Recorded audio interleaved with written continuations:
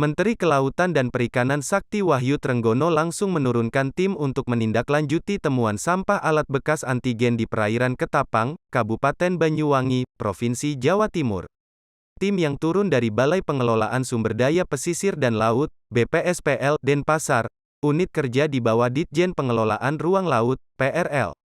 Sampai dengan hari ini, kondisi di belakang salah satu perusahaan ekspor karang hias dan sekitarnya tidak terlihat sampah tersebut.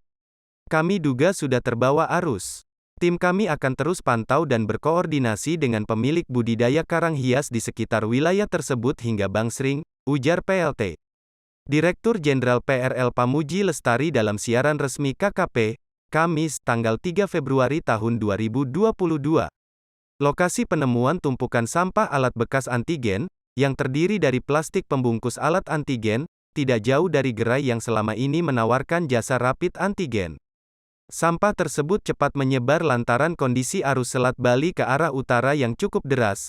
Pada Minggu, tanggal 30 Januari tahun 2022, sekitar pukul 14 waktu Indonesia Barat. Tari pun mengimbau masyarakat agar lebih bertanggung jawab atas sampah yang dihasilkan dan tidak sembarangan membuang sampah ke laut, terlebih sampah medis.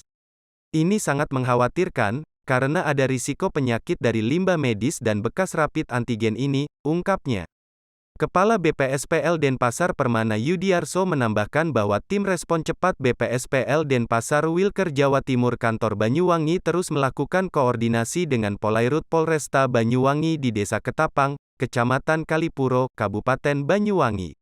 Atas informasi dari Polairut bahwa memang benar ada sampah bekas antigen di perairan Ketapang, pihaknya kemudian mengecek dan dugaan awal bahwa sampah tersebut adalah plastik bekas bungkus alat yang digunakan untuk mengambil sampel rapid test antigen. Di dalamnya tidak ada bekas yang digunakan untuk pengambilan sampel rapid test antigen termasuk tidak ada bekas hasil sampelnya juga, hanya bungkus luarnya aja yang ditemukan, terang Yudi.